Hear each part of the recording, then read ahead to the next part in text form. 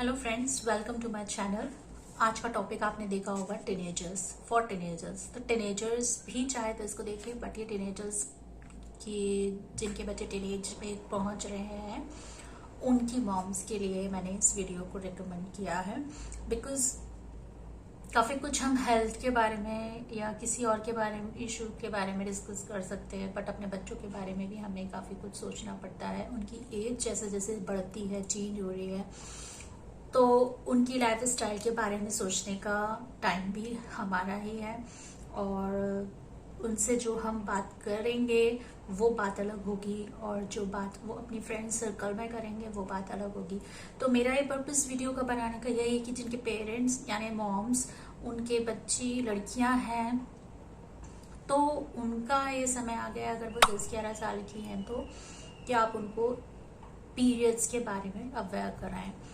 तो पीरियड्स के बारे में अवेयर कराएं मीन्स नेचुरली तो ये अपने आप होता है, लेकिन ये बात जब तक पता चलती है तब तक काफ़ी लेट भी हो सकता है। मीन्स उसको खुद को ये मेंटली समझने के लिए कि अरे ये क्या हुआ है मुझे, क्योंकि हमारे टाइम पे तो यही होता था, हमें नहीं पता होता था, और सडनली हमें ये बातें अपनी फ्रेंड से पता चलती थी। जैसे हर एक का पीरियड्स आगे पीछे आता है, but after 11-12 is the age कि आपका पीरियड आ सकता है, आपकी लड़की है, आपका बच्चा है, वो इसके लिए प्रिपेयर हो मेंटली। आजकल काफ़ी चीज़ें बहुत ओपनली वाइडली हो चुकी हैं, तो ये बात पता तो होती है, लेकिन जब अगर पेरेंट्स इसके बारे में अपने बच्चों से डिस्कस करें तो वो काफ़ी अच्छा होता है।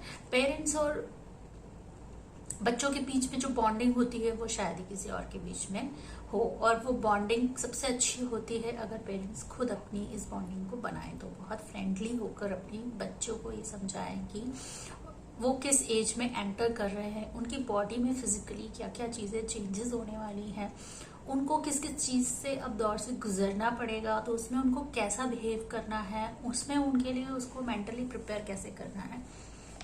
तो जितनी चीज़ें आजकल बढ़ गई हैं बच्चों की नॉलेज की, वो एट द एज के पहले जैसे हम सुनते हैं कि उन्हें पता होता है। तो ये चीज़ें अगर उन्हें पता होती हैं तो जाहिर सी बात है, आप नहीं बताएंगे तो उन्हें कहीं से तो पता चलेगा। सो बेटर है कि आप ही उसे बताएं। You are the first one, आप पहले उनका वो जगह लेने वाले हों, because you are a parent, वो आपकी बच्ची है।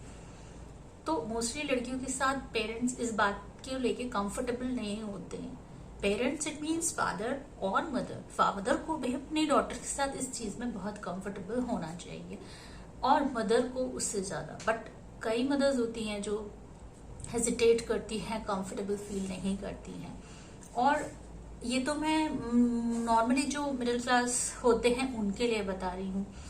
बाकी जो ऐसा नहीं है कि जो बहुत हायर एजुकेशन वाले बच्चे, मतलब जो बहुत रिच है, उनको पता होता है, उनके पेरेंट्स ज्यादा फ्रैंक होते हैं या होने की कोशिश करते हैं तो वो बता देते हैं। बट मोस्टली जो अर्बन और रूरल एरियाज में रहते हैं, जहाँ पर तो पीरियड्स के बारे में कुछ बताया ही नहीं जाता है। जो हमारे इंडिया जैसे कल्चर में बहुत सारे ऐसे स्टेट्स हैं जहाँ पर इस बारे में तो डिस्कस भी नहीं किया जाता है। तो इस चीज की अवेयरनेस स्कूल ही दे सकता है उन्हें। तो स्कूल में भी इस चीज को आजकल काफी, क्योंकि हमारे टाइम पे जब मैं स्कूल में थी तब भी एक अलग से गर्ल्स की क्लास होती थी। तो आज तो होना ही चाहिए। और आज के ज़माने में गर्ल्स को एजुकेट करना, सिर्फ एजुकेट करना मीन्स सिर्फ पढ़ाना नहीं, बल्कि हर एक फील्ड में उन्हें एजुकेट करना बहुत ज़रूरी है। और ये तो एक पर्सनल चीज़ का टच है, तो इसमें पर्सनल मतलब पेरेंट्स को इन्वॉल्व होना बहुत ज़रूरी होना चाहिए मेरे हिसाब से। तो 50% of girls in India know nothing about their period. It just suddenly came and then they know about अच्छा ऐसा होता है।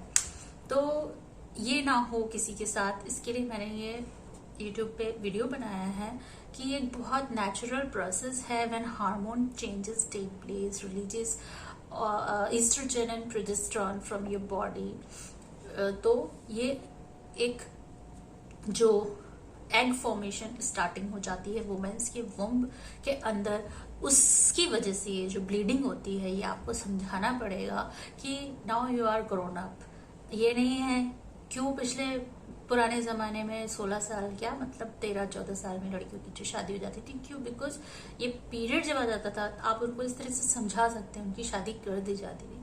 बट नाउ डेज ये बता दिया गया है कि women is not fully developed, उसकी जो डेवलपमेंट है अभी भी उसकी हाइट बढ़ेगी, अभी भी उसके अंदर बॉडी फिजिकली चेंज करेगा, आप ऐसे कैसे उसे शादी कर सकते हैं। तो ये सारी पुरानी चीजें खत्म इसलिए की गई हैं बिकॉज फिर डेथ रेट्स जो होती है वुमेन्स की, बेबीज की, उस समय में बहुत ज्यादा थी।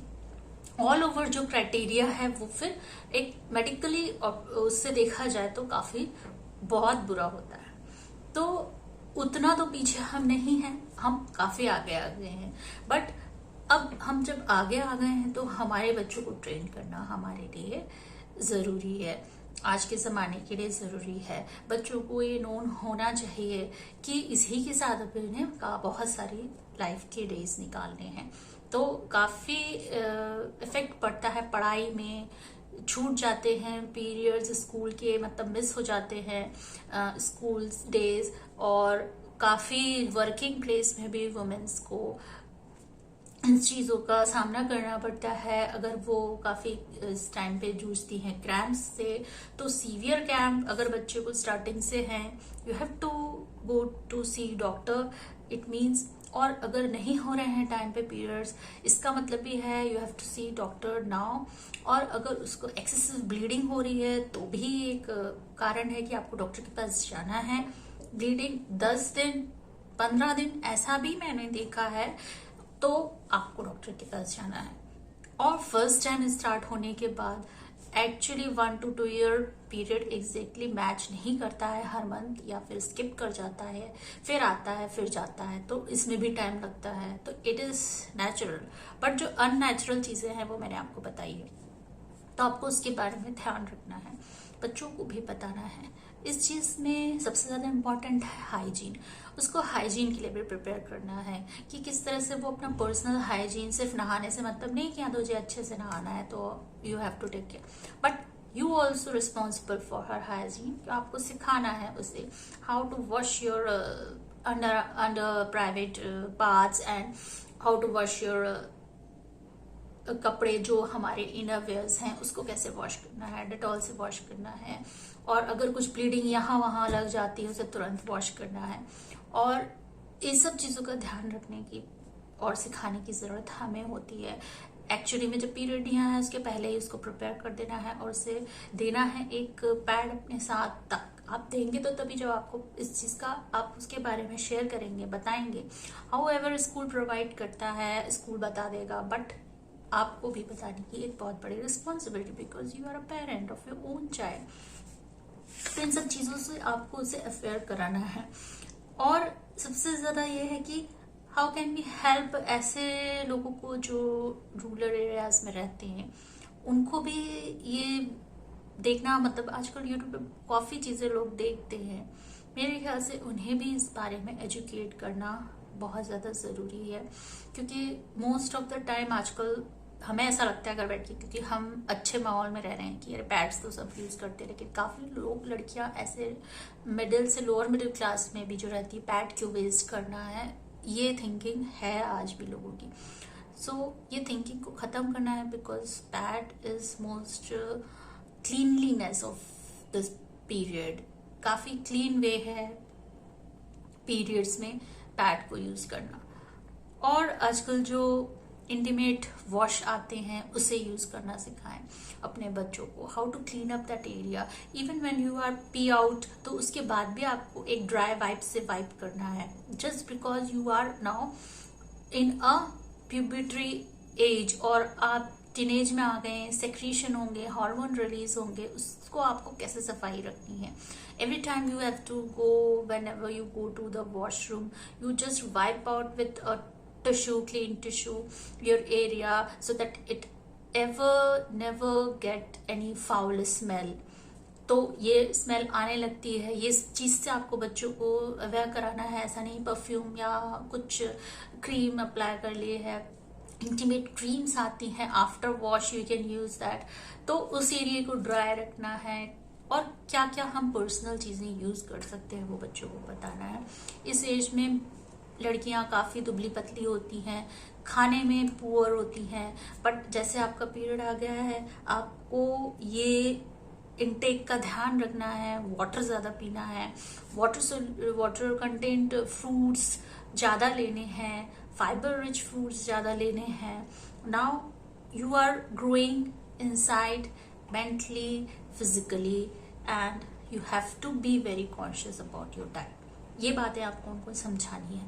आयरन प्रेफर करा जाता है रूरल एरियाज में जहाँ पर गवर्नमेंट स्कूल होते हैं, वो इस बात को ध्यान में रखिए. कई जगह आयरन की टैबलेट्स भी बच्चों को इस एज में दी जाती है, but you have to give a iron rich foods to your children.